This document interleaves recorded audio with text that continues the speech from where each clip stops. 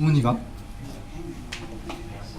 Là, vous avez toute la réforme Fillon, loi de 2003. C'est pour ça qu'on a sorti les planches. Vous aurez le temps de lire, je ne vais pas vous le lire. Il y a un certain nombre de dispositifs qui sont à voir. Et puis on reviendra sur quelques questions par rapport à des questions qui font un peu débat, clivage, polémique, de manière à ce qu'on revienne là-dessus. Ensuite, l'application de la loi Fillon et la négociation de 2008. Alors, en 2008, c'est toujours dans la loi Fillon 1, et donc il y a des clauses de revoyure tous les 4 ans. Donc, première, c'est 2008. Il y a un bilan qui est réalisé par la CNAV et qui dit que, première des choses, le taux d'emploi des personnes âgées de 55 à 64 ans ne progresse pas. Ça veut dire qu'on a réduit, on a retardé la retraite, mais avec des gens qui, pendant les 10 dernières années ou les 6 dernières années de leur carrière, sont au chômage. Et des fois, comme ils ont dépassé la période de chômage, sont au RSA. Et si leur femme a un salaire qui est un peu plus supérieur, ils n'ont rien. Donc, on est dans un paradoxe qui est de dire, on a un régime qui est déficitaire, mais en même temps, on crée des salariés pauvres. Regardez dernièrement dans les télévisions sur les gens qui dorment dans leur voiture parce qu'ils n'ont plus les moyens de se payer un logement. Je parle pas on va dire il y a des SDF d'une autre nature qu'on a connu autrefois, on appelait ça les clochards, mais les SDF aujourd'hui c'est vraiment une situation où des gens ne peuvent pas payer l'essentiel pour vivre. Il y a la première atteinte sur la réforme des régimes spéciaux. Où là c'est essentiellement un relèvement à 40 ans, 160 trimestres de la durée de cotisation pour une retraite à taux plein. Avant ils étaient restés eux sur les 37 annuités-et-demie. Mais on voit que donc l'ensemble du dispositif suit. Et puis on confirme en 2008 que toutes les cotisations vont passer à 41 ans d'annuité. Et il devait y avoir, et on le verra aussi dans la loi Hollande, il devait y avoir un dispositif de négociation sur la pénibilité. Ces négociations n'ont pas lieu. Donc l'État va légiférer avec une loi qui donne soi-disant des pénibilités, mais les conditions de pénibilité sont telles que ceux qui ont eu à avoir une reconnaissance de pénibilité ou ça ne l'auraient pas dans le cadre de la loi. Parce qu'il faut avoir des conditions de bruit extrêmes, des conditions de travail au froid extrêmes, etc. Donc on voit qu'en plus, le chantage, enfin pas le chantage, mais du moins la petite carotte qui était donnée aux négociateurs de la CFDT, d'une part les carrières longues, et puis d'autre part on va discuter de la pénibilité, et ben c'est réduit à rien parce que le patronat ne veut rien donner. Voilà. Donc, et comme l'État n'a pas voulu légiférer, on se retrouve dans une situation où finalement la réforme Fillon, pour l'essentiel, est passée dans ce que voulait faire passer le patronat et le gouvernement, mais pas dans ce que voulaient recevoir des organisations syndicales, fussent-elles signataires. On avance. Là après, alors on arrive, bon ça c'est plus connu, c'est la réforme Sarkozy-Fillon 2.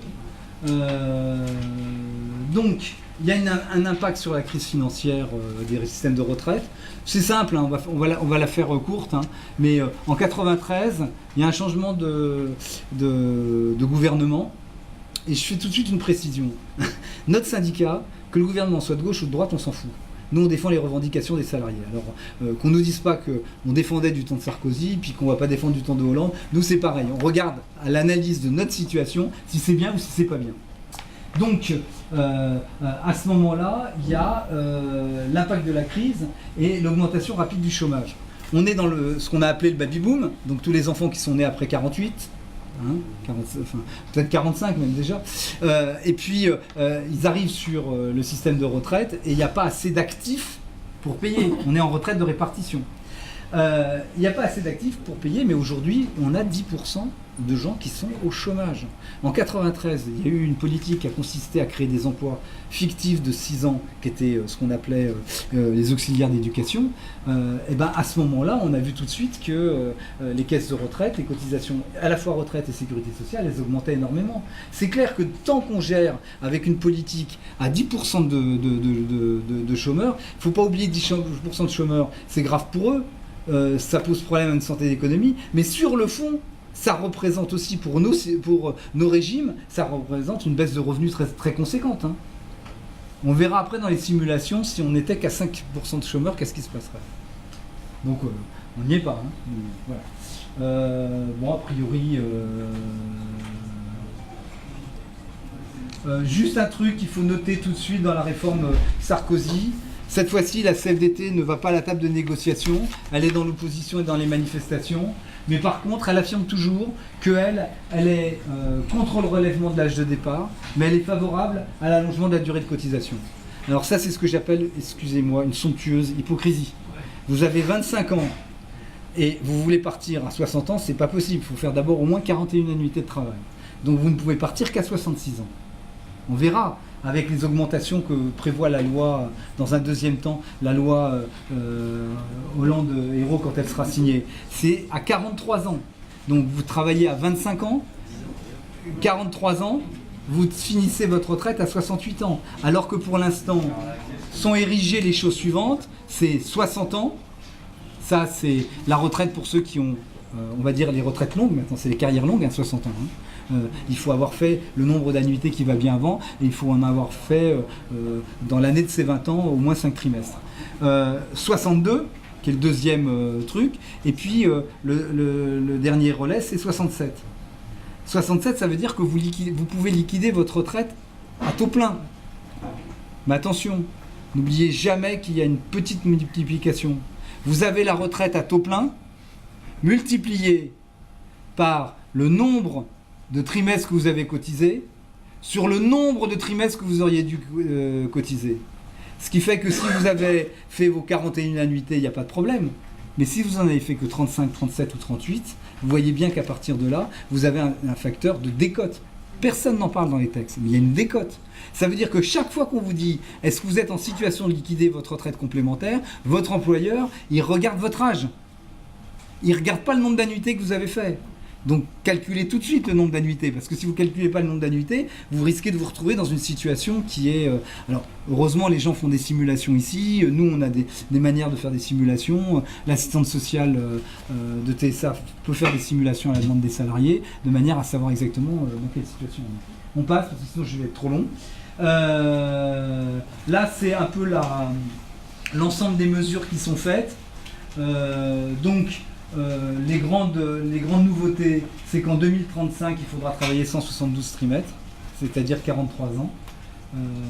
Bonjour pour la jeunesse. Hein, c'est... Comment ? Ils fournissent la caisse en bois ? Ouais, je pense aussi. On va considérer qu'on va vivre en bonne santé à notre travail jusqu'au moment donné où on sera dans le trou, quoi. Voilà. Donc, il y a eu toute une bataille sur la CSG. Donc, effectivement, la CSG ne va pas être augmentée. Ça embêtait plein de gens. C'était une revendication de la CFDT. Mais par contre, on fait un cadeau au MEDEF, c'est-à-dire qu'on lui dit qu'il ne va plus payer les cotisations allocations familiales. Et donc, puisqu'il ne va plus les payer, il va falloir bien les financer. Et à ce moment-là, on va augmenter la CSG pour financer les allocations familiales. On fait un trou dans la feuille de paye.